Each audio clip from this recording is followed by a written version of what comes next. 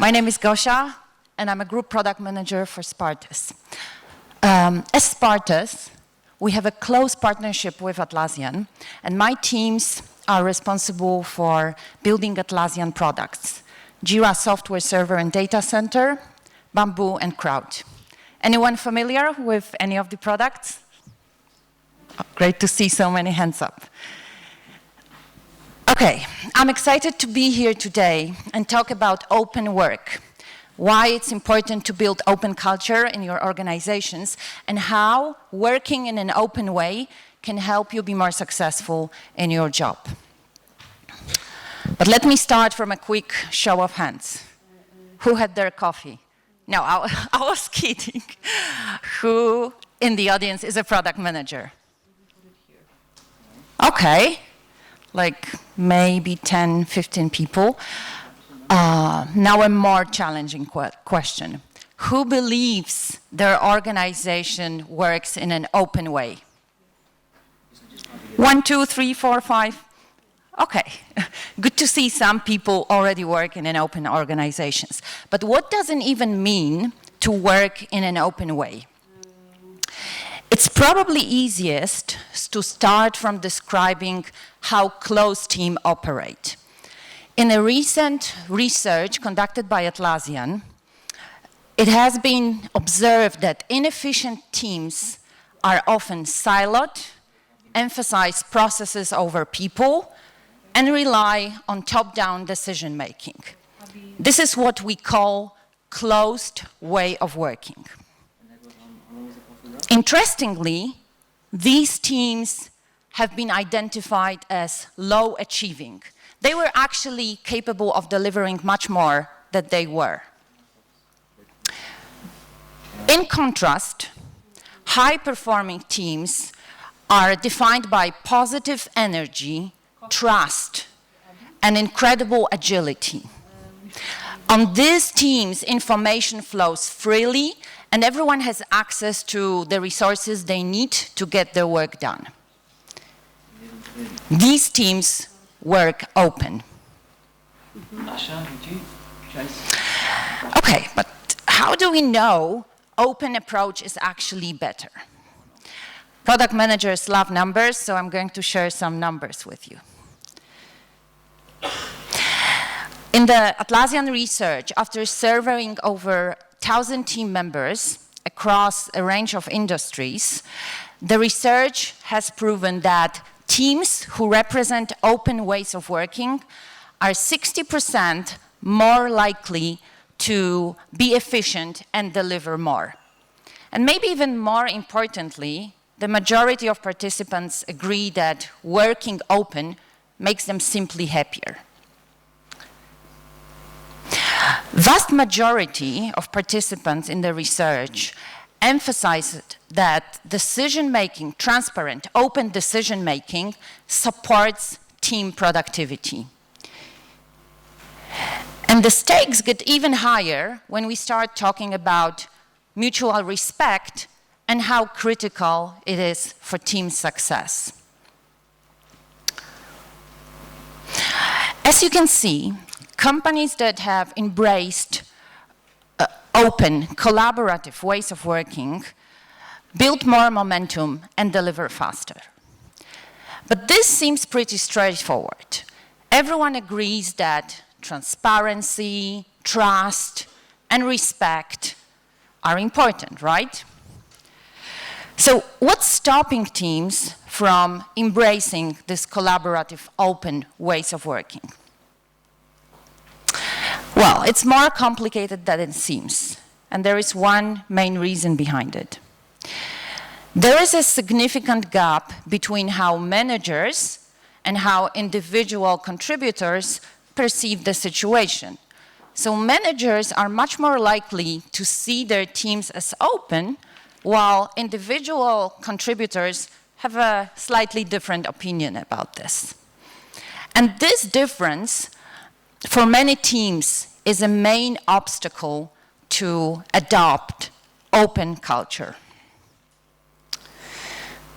How can we fix it? How can we close the gap between and make sure that both managers and individual contributors feel that they are listened, trusted, and respected, and have actual impact on their work. Where to start this open transformation? I strongly believe product managers can play an important role in this process. So now that you know why it's important to work in an open way, let me show you how you can do it. It's always best to start from values and goals. In Spartes, we are open as an organization. Open company, no bullshit is one of our values. And open is a starting point for any conversation. We always assume that anything we do or say is available to anyone in the company, and if possible, externally as well. So our salary bands, our sales figures, our plans, our challenges, all this is available to the public, obviously with respect to sensitive data. And this value sets the tone to anything we do, both internally and externally, as I've mentioned. Another way to build openness is sharing individual and team goals. In our team, we have embraced OKR format for goal setting. How many of you are familiar with OKRs? Okay, like half of the audience. But for those who are new to OKRs, OKRs stand for objectives and key results. So you define your goals, and you also define how you will know that you've achieved your goals. In Spartes and in Atlassian, each department and team sets quarterly OKRs, which ladder up to company-wide objectives. At end of each month, teams update their OKRs with status updates. And at end of each quarter, we share progress during our company-wide meetings that we call town halls. You can see a mock-up of how it looks like behind me. We openly share which goals are green, this means they're on track, which are yellow, at risk, and which are red, off track. And because we are open about it, teams and departments from across the board often jump in to help and block progress where we might be struggling. Okay, now that you have a solid foundation, you have the values, you're clear about your goals, the fastest way to accelerate open work is to make sure teams have access to information, decisions are made in a transparent way, and everyone has shared understanding about the problems they are solving. Let me share some tips on how to actually do it. Okay, let's start with access to information. First and foremost, it's Confluence. But don't worry, I'm not going to start sales pitch here. You can exchange Confluence for any other collaboration tool. It's important how you use it. It's important that you're open when you're sharing information. And let me share my personal experience here. When I joined Spartes 3 years ago, the jump from email-based communication to Confluence-based communication was my biggest lesson learned. There were no longer ever-ending email threads. Everything is in Confluence. It's a bit overwhelming at first, but you can get information you need when you need it without asking for it. And teams develop pages in Confluence to share their project plans, their roadmaps, to take meeting notes, to post blog posts, to inform about progress on the project. It's important, like most importantly, everyone can jump on a page and comment. Everyone can add to the page. Everyone can correct typos, and no one is offended when they do it. So you can chip in on an important decision because it's accessible to you. You can review the meeting notes if you happen to skip the meeting. And as I've mentioned, it doesn't really matter which collaboration tool you are using. It's most important that your default approach to sharing information is open and your teams have access to the information they need when they need it. So I've shared how we share information internally. I also wanted to emphasize that we're open in our external communication. For example, when sharing our roadmaps with customers. And I'll show you two different examples of how we do it. For Jira Software Cloud, we publish our plans as part of product documentation on Atlassian main website. Customers can see what was recently shipped, but they can also check what is coming soon and when it's coming. For Jira Software Server and Data Center, we share our current work and future plan in form of a dashboard on our public issue tracker, jira.atlassian.com, that we call Jack. And Jack is a great source of information for us because this is where customers come back to tell us how happy they are or how unhappy they are, which suggestions or bugs they would like to see prioritized. And this is how we respond to them by publishing our plans in form of a dashboard. All right, let's move on. Next one, decision making.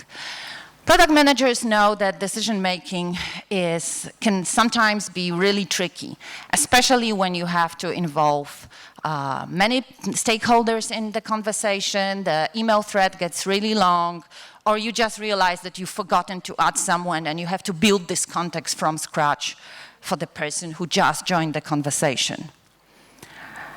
For efficient and transparent decision-making, we use one of Atlassian plays called DAISY. The name comes from main roles involved in decision-making process: driver, approver, contributors, and informed. There is a nice template in Confluence that helps organize all information around a decision and facilitates a decision-making process. You define your approver for a decision, you mention contributors and informed, and people who need to be informed about the decision. Options are well defined, cost is estimated, pros and cons are clearly stated on the page, and everyone is in the loop. So anything that happens around the decision is on one page, and you have all the context that you need. And finally, when the decision is made, everyone is notified by a Confluence notification. If you lose track of any decisions that are important to you, you can check their status in a decision log. There is also a handy macro for it. All right. I've already touched upon important aspect of shared understanding when I was talking about goals and how we share progress on the goals across the organization. But I also would like to touch upon some best practices around building shared understanding on a team level. One technique we use to make sure all team members understand why their work matters to customers and to the business is project poster. In this framework, we define how our project fits into the strategy. We are very clear about what problem we are actually solving, and we define success for the project. All this before we jump into solution. And what I wanted to emphasize is that project poster is a living document. It's usually owned by a product manager or a feature lead, but by no means it belongs to them. It belongs to the team, and everyone is free to jump on it, add information to it. When new information arises, it's all stored on a project poster to collect all the context around the project on this one page. And everyone is welcome to comment and ask questions on a project poster page. Another very useful framework is a framework called Goals, Signals, Metrics, GSM for short. Thanks to this technique, which was popularized by Google Ventures, and we've adopted it internally as well, your team can better understand how to measure success in products. So GSM allows team to get alignment on what the team is shipping and why, agree on what success looks like, but also agree on metrics that need to be tracked. Sometimes you realize that you have to start tracking something to actually understand if you're successful. In GSM, part of the GSM is also setting up the right dashboard, the right charts to measure success, and to close the loop, analyzing the results and identifying lessons learned from the whole process. And I wanted to share, just to make it more clear for you how we use it, I wanted to share an example. When we first decided to build the dashboards with our current work and issues, suggestions and bugs that we've prioritized for development, the project that we called The Bright Side of Jack, our public issue tracker, we knew that our goal was to make sure customers can easily discover which suggestions and bugs have been prioritized. We knew that a signal for us would be how popular the dashboards are, both with customers and with supporters. And as a metric, we've chosen page views and the number of support requests that had a link to a dashboard attached to them. Because this was, for us, it meant that supporters are using these dashboards in conversations with our customers. In Atlassian Playbook, there are over 30 plays that help teams strengthen different aspects of open work.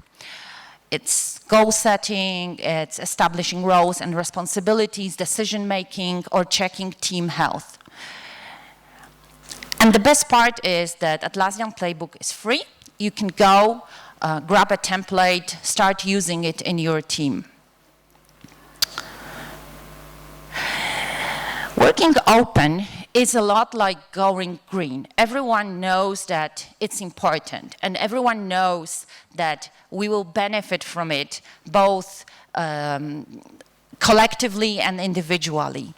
But it's hard at first, and that's why we tend to choose to focus on the other concerns. I can promise that when you take any of these open behaviors to your teams, this will magically change your team into the team of superstars. It's a journey, but small incremental changes make a big impact. So make sure there is freedom to share information and ideas with your colleagues. Advocate for two-way feedback between people and their managers. Give everyone an opportunity to chip in on an important decision, and simply help build strong interpersonal relations in your team. I hope I've convinced you of benefits of going open. You can influence this open transformation on many levels. Maybe you can help establish open values in your team. Maybe you can change the way you communicate the goals across your organization, or change the way you make and communicate decisions. I want to challenge you to take one thing from this presentation and discuss with your team what you would like to change to be open, to start working more open. See what happens. I'm sure you'll learn something. Thank you very much.